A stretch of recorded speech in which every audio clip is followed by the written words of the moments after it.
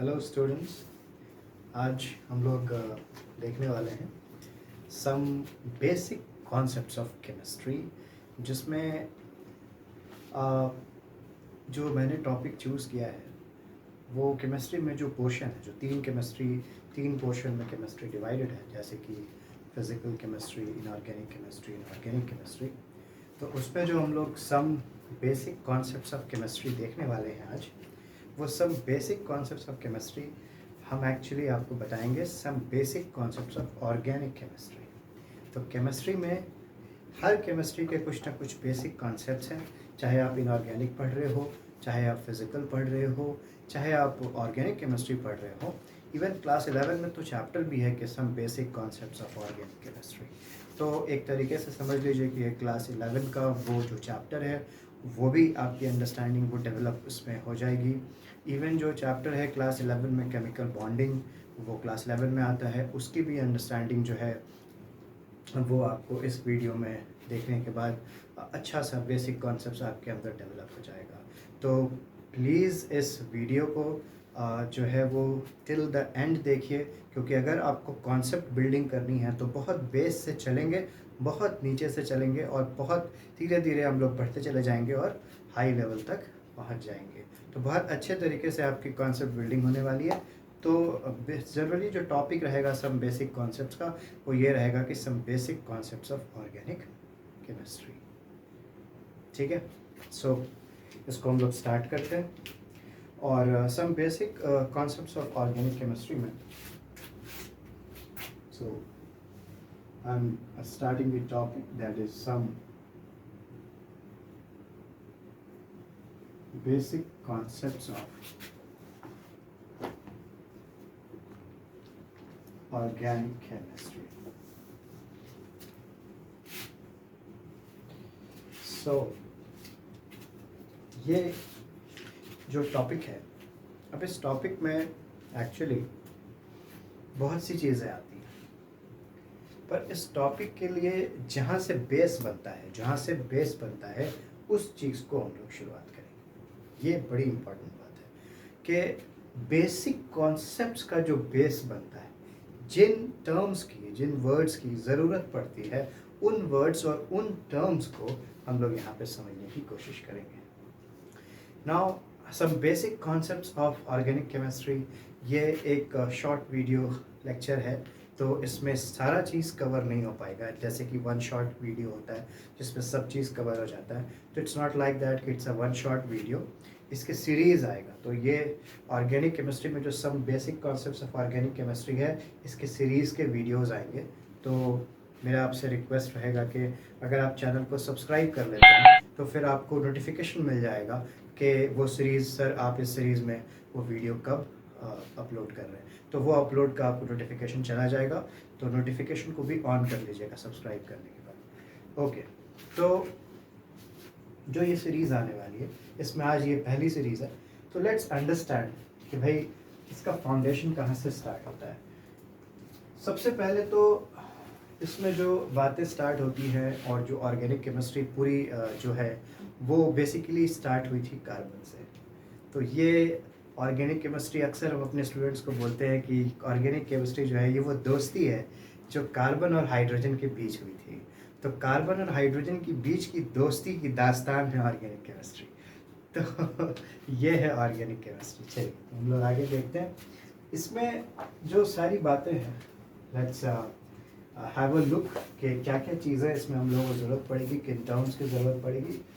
सबसे पहले जो इसमें इम्पॉर्टेंट बात है बेटा, वो आपको ये आना चाहिए कि किसी भी एटम का वैलेंस इलेक्ट्रॉन हम लिख पाते हैं या नहीं लिख पाते हैं। अगर आप वैलेंस इलेक्ट्रॉन लिख पाते हैं किसी भी एटम का, तो फिर आपका काम बहुत हद तक आसान हो जाता है। चलिए समझते हैं। पहला टर्म यहाँ पर आ गया, जैसा कि मैंने कह दिया, वैलेंस इलेक्ट्रॉन। तो नंबर 1 बात आ गई कि भाई दिस इज़ वैलेंस इलेक्ट्रॉन। ये भाई वैलेंस इलेक्ट्रॉन क्या होते हैं? What is valence electron? Valence electrons are those electrons which are present in the valence shell. अब valence shell क्या होता है? The outermost shell of an atom is known as valence shell. जो outermost shell है, जिस shell में आखिरी electron घूम रहा है, चाहे वो 1 हो, 2 हो, 3 हो, 4 हो, उससे मतलब नहीं है। आउटर मोस्ट शेल जो हो, आखिरी शेल जो हो, लास्ट शेल जो हो, उसको हम लोग वैलेंस शेल कहते हैं। और एक बड़ी इंटरेस्टिंग बात बताएंगे अभी कि वैलेंस शेल के इलेक्ट्रॉन क्यों इम्पॉर्टेंट है, ये वैलेंस इलेक्ट्रॉन ही क्यों पढ़ना है, और भी तो इलेक्ट्रॉन्स हैं उनके बारे नहीं पढ़ के वैलेंस इलेक्ट्रॉन से बात यहाँ स्टार्ट की गई है। तो लेट्स सी, सबसे पहले देखते हैं कि वैलेंस इलेक्ट्रॉन जो होता है वो क्या होता है। तो जैसा कि मैंने कहा कि वैलेंस इलेक्ट्रॉन, इसका जो शॉर्टकट है वैलेंस इलेक्ट्रॉन को जो हम लोग यूज़ करेंगे अपने पूरे सीरीज़ में, आज एक बार देख लीजिए, हम लोग वी लिखेंगे इस पर, ठीक है। तो V is the symbol for valence electron हम यूज़ करते हैं, ये मेरा शॉर्टकट है, हम यूज़ करते हैं। स्टार्ट के बुक में आपको ये सब मिलेगा। चलिए, तो वैलेंस इलेक्ट्रॉन क्या होते हैं? Valence electrons are those electrons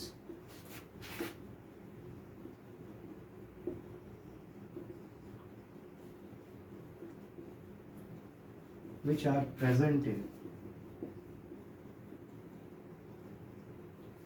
outermost shell of an atom। और इसी outermost shell को आप क्या बोल सकते हो? आउटर मोस्ट शेल को आप बोल सकते हो, आउटर मोस्ट शेल को आप नाम दे सकते हो वैलेंस शेल। तो सीधी सी बात हो गई कि वैलेंस शेल में रहने वाले इलेक्ट्रॉन्स को वैलेंस इलेक्ट्रॉन कहते हैं। वाह, अच्छा। जैसा कि आप लोगों को सबको पता है कि सेंटर पे जो है वो मेरा न्यूक्लियस होता है, और उसके बाद जो है यहाँ पर this is the first orbit. अच्छा, ये भी बता दें कि अगर किसी के पास एक ही शेल है तो वो उसका वैलेंस शेल ही बन जाएगा ना भाई, बेचारे के पास एक ही शेल है, वही आउटर मोस्ट शेल हो गया तो वही ना वैलेंस शेल होगा। तो इसका मतलब कि एक भी शेल हो तो वो वैलेंस शेल हो जाती है। मान लीजिए दो शेल है तो फिर ये वाली जो अगर दो ही शेल है उसके पास तो वो उसकी वैलेंस शेल हो जाती है। तो शेल्स को या इनको ऑर्बिट्स भी कहते हैं, शेल को ऑर्बिट भी कहा जाता है। इसको डेजिग्नेट किया जाता है n=1 से, इसको लिखते हैं n=2। तो अकॉर्डिंग टू हियर अगर उसके पास किसी एटम के पास, मान लेते हैं ये x एटम है, इसके पास दो ही शेल हैं, तो हम लोग लिखेंगे x has only 2 shells, therefore जो वैलेंस शेल है इसमें इज इक्वल टू n=2 है। इसमें जो वैलेंस शेल है वो क्या है?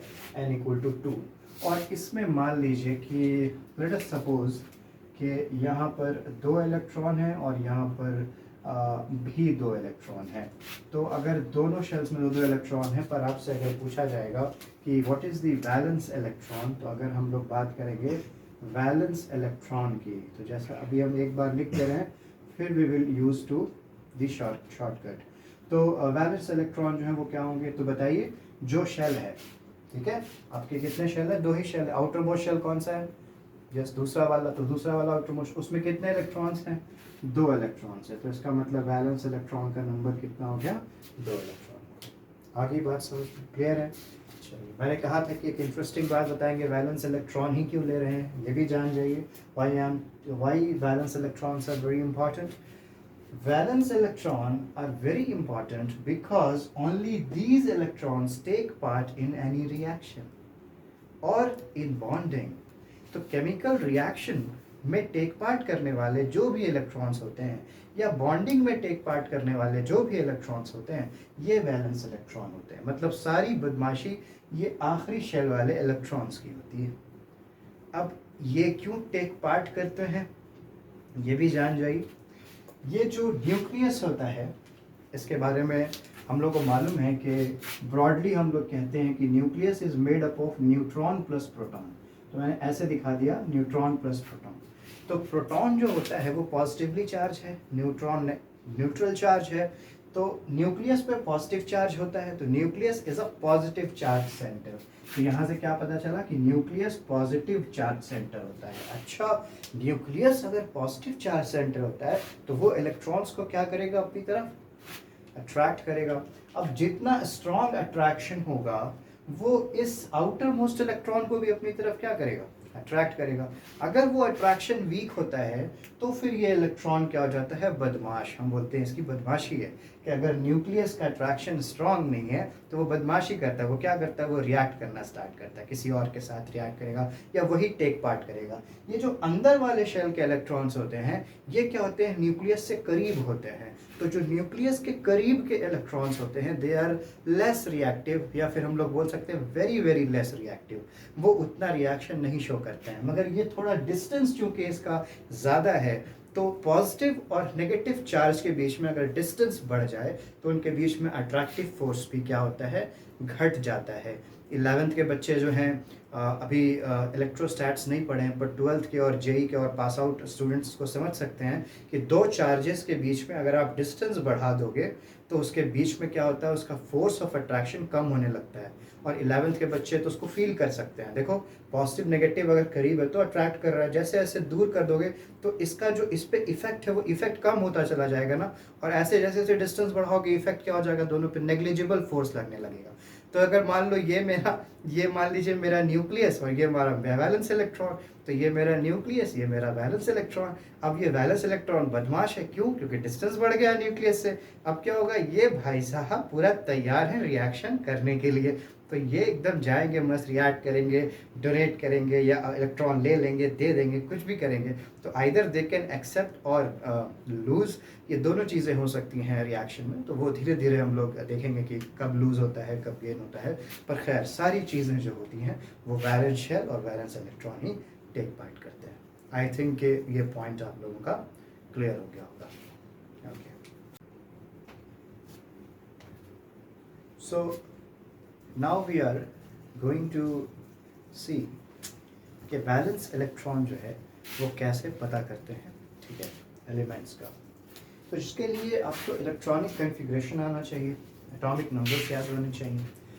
हम कहते हैं कि कम से कम 30 एटॉमिक नंबर्स या 30 तक के जो एलिमेंट्स हैं वो याद हों। और कई सारे ट्रिक्स भी हैं जो हम आपसे अपने शॉर्ट वीडियोस में शेयर करेंगे कि किस तरीके से ग्रुप के एलिमेंट्स याद करते हैं, किस तरीके से ये चीज़ें याद करते हैं। तो वो सारी बातें ट्रिक्स के तौर पे शेयर की जाएंगी। तो वहाँ पे आपको वो चीज़ आपको मिल जाएगा, so don't worry for that. But हाँ, अगर आपका एटॉमिक नंबर्स याद, जैसे कि अभी हम बताते चलेंगे आपका एटॉमिक नंबर्स, डोंट वरी। तो चलिए देखते हैं, अगर हमको किसी एलिमेंट का वैलेंस इलेक्ट्रॉन निकालना है तो सबसे पहले उसकी एटॉमिक नंबर हमको पता होनी चाहिए। एटॉमिक नंबर से उसका इलेक्ट्रॉनिक कॉन्फ़िगरेशन लिखना आना चाहिए। इलेक्ट्रॉनिक कॉन्फ़िगरेशन किसी एलिमेंट का कैसे लिखते हैं, ये एक अलग बेसिक सीरीज़ आएगी, इलेक्ट्रॉनिक कॉन्फ़िगरेशन पीरियोडिक क्लासिफिकेशन। तो वहाँ एक शॉर्ट वीडियो हम डाल देंगे कि how to write electronic configuration, वो भी एक ट्रिक का पार्ट है। तो वो भी एक बड़ा एक खूबसूरत सा ट्रिक है मेरा, जिसमें बड़े से बड़े एलिमेंट का इलेक्ट्रॉनिक कॉन्फ़िगरेशन लिख देते हैं। और जो एक्सेप्शन है, जो बहुत ही ज़्यादा एक्सेप्शन नहीं है, बहुत कम एक्सेप्शंस हैं। तो इलेक्ट्रॉनिक कॉन्फ़िगरेशन में जो एक्सेप्शन है वो एक्सेप्शन जो है वो बहुत कम है। और अगर ज़्यादातर आपको इलेक्ट्रॉनिक कॉन्फ़िगरेशन लिखना है तो ज़्यादातर एलिमेंट्स जो हैं उसमें कवर हो जाते हैं। चलिए, बहुत सी बातें हैं, हम लोग एक छोटा सा वीडियो, थोड़ा सा टॉपिक बना रहे हैं, देख रहे हैं। तो उसमें देखते हैं, बहुत सी बातें हैं, जैसे जैसे वीडियोस आते जाएंगे वैसे वैसे आप लोगों को क्लियर होता चला जाएगा। चलिए ठीक है। तो कैसे किसी एलिमेंट का वैलेंस इलेक्ट्रॉन देखते हैं, तो how to find valence electrons. So यहाँ पर आप देखेंगे how to find valence electrons.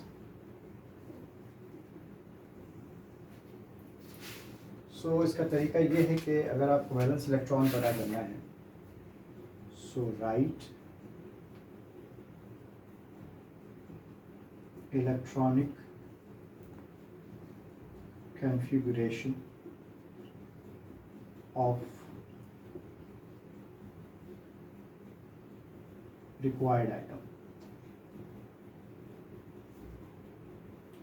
given atom लिख देते हैं। चलिए, write the electronic configuration of given atom। अब इसमें आपसे चूँकि ये बता रहे हैं तो आपके लिए एक बड़ा इंटरेस्टिंग सा ट्रिक इसमें बताते हैं कि बहुत जल्दी से आप समझ जाइएगा कि कैसे वैलेंस इलेक्ट्रॉन लोग पता करते हैं। जल्दी से देखिएगा। पूरी पीरियोडिक टेबल जो है वो 4 ब्लॉक्स में डिवाइडेड है, S block, P block, D block, F block.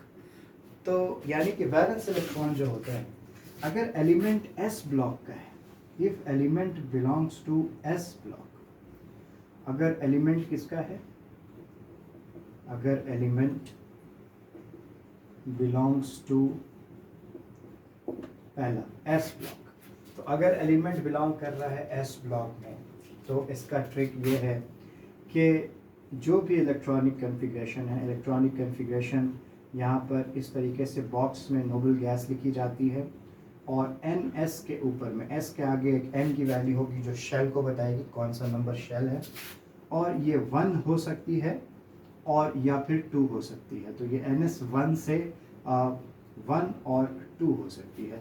तो एस के ऊपर में 1 और 2 अगर हो तो ये चीज़ें होती हैं। चलिए, तो इसमें आइदर 1 होगा या फिर 2 होगा। तो अगर एस ब्लॉक एलिमेंट्स में ये बिलोंग करे तो हम लोग सीधे लिख सकते हैं, इस पूरी चीज़ को यूँ लिखा जा सकता है। अगर इतना कंफ्यूजिंग वे में ना लिखें और सीधे लिखें तो हम लोग ये लिखेंगे कि एन एस इलेक्ट्रॉन, ये क्या बता रहा है कि वैलेंस इलेक्ट्रॉन जो होंगे एस ब्लॉक में वो एन एस इलेक्ट्रॉन्स होते हैं ना। एन एस इलेक्ट्रॉन, ये जो सिंबल मैंने लिखा है इसका क्या मतलब है, what is the meaning of this? तो इसका मतलब क्या है, ये क्या मीन करता है, number of s electrons, number of s electrons, यानी एस ऑर्बिटल में कितने इलेक्ट्रॉन्स हैं वो बस आप गिन लो। एस ब्लॉक अगर एलिमेंट है तो जैसा कि मैंने आपको बता दिया कि एस ब्लॉक में या तो एक ही होगा या तो 2 ही होगा, तो आइदर 1 होगा आइदर 2 होगा। ठीक है, तो ये एक छोटी सी बात थी। इस तरीके से ये ट्रिक कंटिन्यू होती है। आप इसको ट्रिक बोल सकते हो या एक फैक्ट बोल सकते हो। So elements belong to s block and s electron होता है।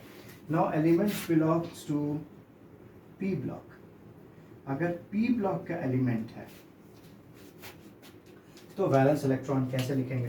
वैलेंस इलेक्ट्रॉन पी में तो तरीका होता है सिर्फ n s electron plus n p electron. तो ये फॉर्मूला होता है valence electron of p block, valence electron of p block.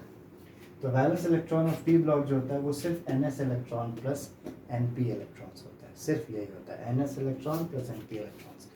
अच्छा, इसमें आपको एक चीज़ बता दें, अगर आप इसे +10 कर दोगे तो आपको ग्रुप का नंबर पता चलेगा, वैलेंस इलेक्ट्रॉन पता नहीं चलेगा। ठीक है, तो +10 इसलिए ऐड किया जाता है ताकि ग्रुप किस ग्रुप में बिलोंग करता है वो पता चल सके। वैलेंस इलेक्ट्रॉन सिर्फ n s electron plus n p electrons होता है। और इस सिंबल का क्या मतलब है, number of s electrons plus number of p electron. ठीक है, चलिए ट्रिक कंटिन्यू होती है, आगे बढ़ते हैं। अब आ जाते हैं डी ब्लॉक के लिए। ये थोड़ा सा इंटरेस्टिंग है। डी ब्लॉक में क्या होता है, वैलेंस इलेक्ट्रॉन अगर इस एलिमेंट्स का आप देखोगे तो ये एन एस इलेक्ट्रॉन होता है प्लस n-1 डी इलेक्ट्रॉन होता है। अब ये n-1 क्यों होता है, इन सब का एक एक एग्जाम्पल अगर हम लोग देखेंगे तो ये एग्जाम्पल्स हम लोग का क्लियर हो जाएगा। तो ये देखते हैं हम लोग कि उसके एग्जाम्पल्स क्या होते हैं। So let's see some examples जो हम लोगों ने अभी सीखा। तो पहला एग्जाम्पल हम लोग लेते हैं, let's take calcium atomic number 20 and the electronic configuration जो शॉर्टकट में होता है, जो कि होता है आर्गन 4s2। एंड ये कैसे लिखते हैं इसका मैं एक ट्रिक बताऊंगा और वो ट्रिक की वीडियोस में पक्का वो आपसे शेयर की जाएंगी, तो वो वीडियोस में आने वाली हैं, तो ज़रूर देखिएगा। चलिए, तो कैल्शियम का 4s2 कैसे पता करेंगे ये किस ब्लॉक का एलिमेंट है। पहला सवाल तो यह था, सर कैसे पता करेंगे कि ये किस ब्लॉक का एलिमेंट है। तो हमेशा याद रखो कि अगर नोबल गैस के बाद ये चीज़ें इस तरह से कन्फिग्रेशन लिखी जाए, इलेक्ट्रॉन जिस ऑर्बिटल में एंटर किया है, तुमने आखिरी बार इलेक्ट्रॉन जिस ऑर्बिटल के ऊपर में लिखा है बस वही ऑर्बिटल ब्लॉक हो जाते हैं। तो सिंपल सा ये ट्रिक भी बता दिया कि भाई आप एकदम पकड़ ले। कैसे पकड़ ले, अगर ये एस ऑर्बिटल में इलेक्ट्रॉन गैस का मतलब ये एस ब्लॉक का एलिमेंट है। और अभी अभी हम लोगों ने सीखा है कि एस ब्लॉक के लिए जल्दी से बताइए, एस ब्लॉक में वैलेंस इलेक्ट्रॉन कैसे लिखते हैं, how to write valence electron for s block. Valence electron for s block is written as n s electron, यानी एस के आगे ये वैल्यू क्या बताती है, ये एन की वैल्यू बताती है, it's the value of n, और ये पीरियड भी बताता है। तो ये एन की वैल्यू है एन एस इलेक्ट्रॉन, मतलब इसमें कितने इलेक्ट्रॉन है, तो ये है वो इलेक्ट्रॉन। तो देयरफॉर वैलेंस इलेक्ट्रॉन इज 2, यानी कैल्शियम के वैलेंस इलेक्ट्रॉन कितने होते हैं, 2 होता है। आगे बात समझ में। Let's take another example. अगर हम अनदर एग्जांपल लें तो इसमें हम लोग ले लेते हैं